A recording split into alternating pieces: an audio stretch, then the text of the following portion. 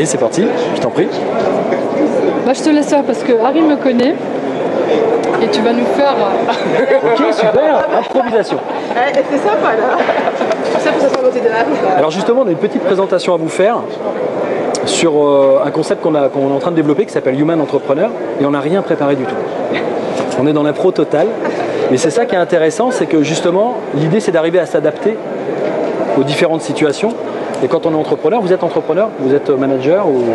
On aimerait bien, mais oui, ou vous aimeriez peut-être devenir entrepreneur. Oui, bien entendu. Et justement, quand on veut devenir entrepreneur, l'idée c'est d'arriver à s'adapter aux différentes situations parce qu'on n'a pas toujours ce potentiel ou ces facilités à pouvoir rentrer dans la peau de différents, je dirais personnages, mais de différentes casquettes parce que quand on est entrepreneur, à la fois on peut être chef d'entreprise, on peut être commercial, on peut être manager, il y a plein de choses comme ça. Et donc nous, ce qui nous intéresse chez l'entrepreneur, c'est d'aider à se construire. Lui, en tant qu'humain, et de développer ses compétences humaines. Parce qu'on s'est rendu compte que le succès des entrepreneurs, le succès des entreprises, il tient au fait qu'on ait des bons partenaires pour l'entreprise et pour construire l'entreprise et puis la pérenniser. Mais on s'est aussi rendu compte que si on n'a pas des entrepreneurs qui sont eux-mêmes bien construits en matière de gestion émotionnelle, en matière de gestion relationnelle, de gestion mentale, comportementale, c'est-à-dire d'adopter les bons comportements, d'avoir la bonne posture, d'avoir... je dirais le charisme de l'entrepreneur qui va peut-être avoir un certain leadership et qui va entraîner les gens dans son sillage, dans sa vision. Du coup, c'est des compétences qui sont des compétences humaines qu'on peut développer. Nous, on sait comment développer ces compétences-là, c'est pour ça qu'on accompagne les personnes dessus. Vous, comme ça, si jamais demain vous deviez développer cet aspect d'entrepreneur ou de manager, qu'est-ce que vous aimeriez développer comme compétence particulière? Ou qu'est-ce que vous pensez qu'il vous faudrait avoir en plus que ce que vous avez aujourd'hui? Moi, c'est clairement la gestion professionnelle et la gestion de la vie de famille. Ah, donc arriver à la fois à gérer la vie professionnelle, donc la casquette, on va dire, de la vie perso, Ouais. et en même temps la casquette de la vie professionnelle. Mais dans la vie professionnelle elle-même, est-ce qu'il y a un aspect, est-ce que vous vous dites, tiens, je pourrais peut-être rencontrer une difficulté, un frein, une peur dans tel ou tel domaine de la vie professionnelle ou de... Moi, ce serait alors plutôt l'aspect risque financier. Ouais. Le risque financier. Le risque financier, donc la peur qui est liée au risque financier. Ouais. D'accord, donc c'est plus un problème de sécurité intérieure Ouais. par rapport au fait de se dire je me lance, est-ce que derrière financièrement ça va bien se passer? Ouais, C'est le moment, c'est pas le moment. Ouais. D'accord, et pour vous c'est pareil? Ouais. Mais je pense Ok. qu'on n'est pas entrepreneur. Justement, on ne se poserait pas cette question. Mais si, mais justement, peut-être que ces limites-là, c'est les limites qui font qu'à un moment donné, on ne devient pas entrepreneur. Oui. Ah oui. C'est-à-dire que je me dis, je peux avoir un bon projet, je peux avoir un bon concept, je peux avoir un bon produit, mais j'ai la crainte financière qui fait que je ne passe pas à l'action. Je reste dans ma zone de confort, je reste salarié par exemple. Ou j'ai la peur de ne pas être suffisamment bon commercial. Donc je ne vais pas y aller parce que je ne sais pas comment je vais faire pour contacter les entreprises. Et tout ça, c'est des compétences, enfin en tout cas c'est des freins intérieurs, des croyances que l'on a, des limites que l'on a à l'intérieur de soi et qu'on peut changer, transformer pour pouvoir devenir la personne qu'on a envie de devenir et avoir cette identité d'entrepreneur après. Donc il y a tout l'aspect professionnel, tout l'aspect du savoir-faire, mais il y a aussi tout l'aspect du savoir-être. Et nous, notre créneau, je dirais, notre idée, c'est de créer des groupes d'entrepreneurs avec des personnes qui soient à la fois expérimentées, des personnes qui sont peut-être des gens qui veulent se lancer dans l'entrepreneuriat ou qui sont au départ, et à un moment donné, de les mettre ensemble pour créer du co-développement entre eux et les accompagner sur de la gestion mentale, sur de la gestion émotionnelle, sur de la gestion comportementale et bien sûr relationnelle, puisque la dimension relationnelle et la communication, les relations humaines et la communication dans le domaine de l'entreprise, c'est la clé. Si on n'a pas une bonne communication, on peut avoir un super produit, on peut avoir, si on ne sait pas communiquer auprès de ses clients, auprès de ses partenaires ou auprès de ses salariés ou de ses collaborateurs, donc on va aider les personnes à développer tous ces aspects, toute cette dimension-là. C'est des compétences humaines, en quelque sorte. Madame. Bien sûr. Vous êtes entrepreneuse? Non, je suis l'épouse de l'entrepreneur. Ah, vous êtes l'épouse de l'entrepreneur. Ok. Alors ça, c'est intéressant. Vous voulez bien vous approcher 2 petites secondes? Oui, je vous écoute. C'est juste pour vous poser une question. En tant qu'épouse d'entrepreneur, est-ce que votre mari rencontre des difficultés d'ordre humain, on va dire? C'est-à-dire des peurs, comme on disait tout à l'heure, la peur du risque financier. J'ai vu un de nos collègues à la Speed Démo qui est tétanisé alors qu'il est pourtant entrepreneur depuis longtemps. D'accord. Et c'est son épouse qui fait des communications. Les communications, parce qu'il va passer à la speed démo et il est tétanisé. Voilà, donc ça c'est une compétence dommage, humaine. Ça marche très très bien. Exactement, donc il a un bon produit, il connaît son truc, mais le fait de passer et de prendre la parole en public, c'est un frein. Et ça peut le gêner dans son développement d'activité. Et nous, ce qu'on propose justement, c'est de lever tous ces freins en fait. C'est-à-dire qu'est-ce qui fait que la personne, en termes de comportement, c'est-à-dire de prise de parole en public, a un frein, certainement un sentiment négatif à l'égard de la prise de parole en public. Et il y a toute une logique au niveau des capacités qu'elle a développées, au niveau des croyances qu'elle a de ses capacités. Et donc nous, on va aider les personnes à aller débloquer et déverrouiller tout ça. Donc envoyez-nous la personne si vous voulez, elle va nous faire une super démo. Ils ont un stand, hein. Je vais essayer de les trouver. Promis, Non mais c'est vrai, c'est important de se préparer psychologiquement et émotionnellement pour pouvoir faire les choses, sinon on peut perdre ses moyens. Et c'est ça qui travaille aussi après, dans le s'inverse, un entrepreneur qui aurait entrepris quelque chose pour lequel ça n'a pas fonctionné. Oui. Et qui, Alors ça c'est entre guillemets, Qui montre. oui, qui échoué. voilà. En fait, l'idée c'est alors vraiment, qu'il n'a pas vraiment échoué, mais bon, pour lui il a échoué. bah, il y a souvent cette croyance sur l'échec, que je fais quelque chose, j'échoue, ça veut dire que je suis pas fait pour, ça veut dire que je suis pas bon, ça veut dire. Ouais. Et il y a toute une croyance qui s'installe, négative, limitante pour la suite. Alors qu'en réalité, l'échec c'est un facteur de succès pour moi. C'est-à-dire que c'est quelque chose.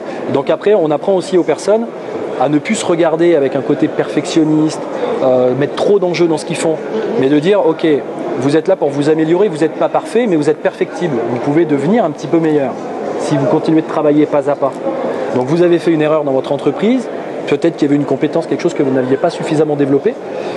Vous ne saviez peut-être même pas que vous aviez la possibilité de le faire, et nous c'est ça qu'on rencontre beaucoup dans les formations qu'on fait. C'est des personnes qui ne s'imaginent pas qu'on peut, par exemple, créer des ancrages émotionnels, c'est-à-dire des systèmes qui permettent à la personne de remonter la confiance en elle très très rapidement et de se retrouver à l'aise, l'estime de soi, de se retrouver à l'aise à un moment donné où elle pensait qu'elle ne le serait pas. Avec des outils très très rapides. Mais quand on ne sait pas que ça existe, bah, du coup on passe à côté d'un certain nombre de choses. Donc l'idée c'est qu'effectivement, l'entrepreneur c'est un humain avant tout, qui a une dimension psychologique, une dimension corporelle, et qui doit être en relation avec ses partenaires pour offrir un service de la meilleure qualité possible. Et nous, on va l'aider plutôt dans la dimension humaine, parce qu'on estime, après il y a d'autres partenaires pour développer toute la partie comptabilité, gestion, savoir-faire, on va dire, professionnel. Voilà. Vous avez des questions par rapport à ça? Ce sont des psychologues qui font ce travail-là. Ce sont des psychologues. Alors non, parce que il peut y avoir des psychologues. Il peut y avoir des psychologues. Le psychologue, le truc, c'est qu'il va avoir plutôt un côté analytique d'une posture. Voilà. Alors dans ce cas-là, s'il est comportementaliste, il est aussi psychothérapeute. Oui, orienté tracé. Voilà. Alors ça dépend, mais il peut y avoir des profils psychologiques, etc.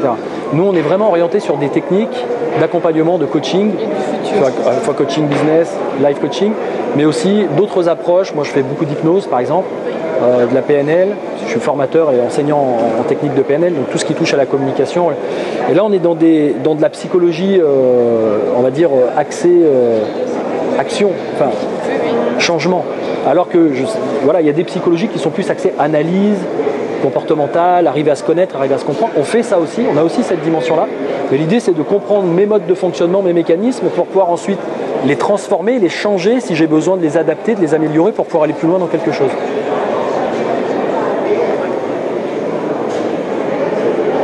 Voilà, donc si vous sentez que ça vous parle, c'est important. Hein. Il y a toute une logique quand on développe, quand on aide une personne à... Je peux poser une question oui. Plus terre à terre. Ça coûte à peu près combien c'est les stages? Comment ça fonctionne votre coaching? Combien vous êtes prête à mettre pour devenir la meilleure version de vous-même et être au top et vous dire je vais réussir ma vie, je vais avoir plein de succès? Ça dépend de mon banquier. Non, en fait c'est vraiment un tarif sur mesure en fonction de ce que vous allez prendre comme option.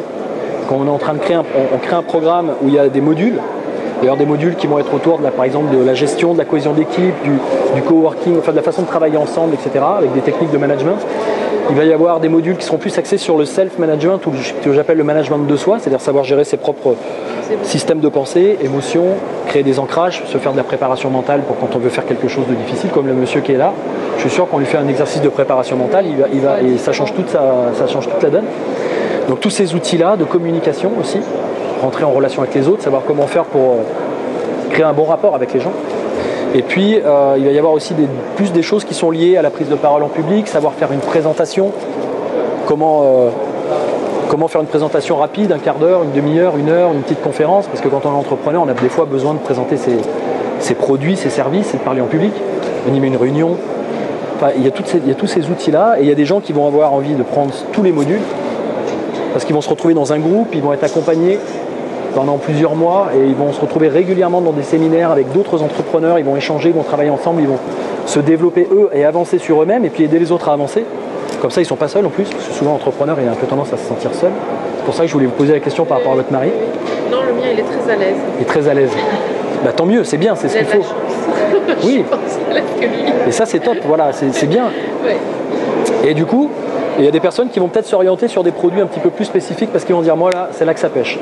Donc ils vont venir plutôt travailler sur cette dimension-là. Oui, c'est un peu à la carte presque. Il y a des modules, mais à la carte dans le module. Voilà. Il va y avoir un séminaire de 2 jours qui va être plutôt motivationnel pour vraiment se remettre dans sa clarté par rapport à ses objectifs, sa mission professionnelle, se reconnecter à ses valeurs. Voilà, se dire bon ok, j'ai envie de remettre un coup de boost à mon activité, j'ai envie de me relancer, de me remettre en selle. Vous faites ça sous forme de séminaire? C'est des séminaires de 2 jours, ça. Le temps compte aussi dans l'entrepreneuriat. C'est Je oui. n'ai pas le temps de passer forcément 2 jours par semaine. Ah non, c'est pas par semaine. Là, c'est un séminaire de 2 jours. Dans le coaching, ça demande un investissement. Alors vous, quelle est la forme d'accompagnement qui vous paraît la plus adaptée pour vous? Oui. Mais vous les femmes,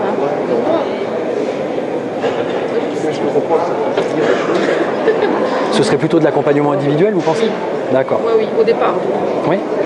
Donc ça aussi, c'est tout à fait possible de faire de l'accompagnement individuel, soit dans l'entreprise. Il y a des choses à gérer avant de se mêler au groupe. On peut voir les deux. Je pense qu'il y a des choses. Mais si pour vous, vous pensez que c'est comme ça que ça doit se passer? Oui, je pense. Mais vraiment, c'est une opinion, mais j'irai voir, c'est un site internet. Oui, bien sûr. Tout est détaillé dedans. Il y a toutes les informations. Voilà, donc j'irai. Parfait. Merci. Et votre mari, il a quoi comme entreprise? Start-up d'osmose. D'accord. Software engineering. Ok, très bien. Mais c'est pas mon mari qui en fait. Il a des employés, il a une équipe? Non, c'est une start-up. Ah, donc il est seul? Ah oui. D'accord. Oui, moi Ok. je suis soutien. Vous êtes oui, mais c'est super. Psychologique. Et oui, mais alors ça, dans certains domaines. Je veux dire quelque chose. Il a de la chance parce qu'il y a des entrepreneurs qui ont, leur compagne par exemple, ils n'ont pas ce soutien à la maison. Oui. C'est-à-dire qu'ils ont quelqu'un à la maison qui n'est pas du tout dans leur délire, pas du tout dans leur trip, et du coup, voire même qui va peut-être freiner parfois. Donc c'est pour ça que d'avoir des accompagnements à l'extérieur, d'avoir des gens qui sont en soutien à l'extérieur, c'est ce que nous on fait, hein, on soutient les gens, on les accompagne. On est un peu des copilotes pendant un certain temps, puis après ils deviennent indépendants et voilà. Mais il y a des gens qui en ont besoin parce qu'ils sont seuls. Il y a de la chance de vous avoir. C'est vrai. Vous aviez des petites questions avant qu'on termine? Tout va bien. Non, c'est bien, c'est très intéressant. Merci, c'était très. Bonne fin de journée. Ok. Bon, bah c'est super. bien, Guillaume. Pour une présentation de dernière minute le jour J. Bah c'est complètement improvisé. Hein. Ah, franchement, pour le jour J, c'est bien. On s'est inscrit mardi à quelle heure c'était? Je sais plus, mais c'était la dernière minute et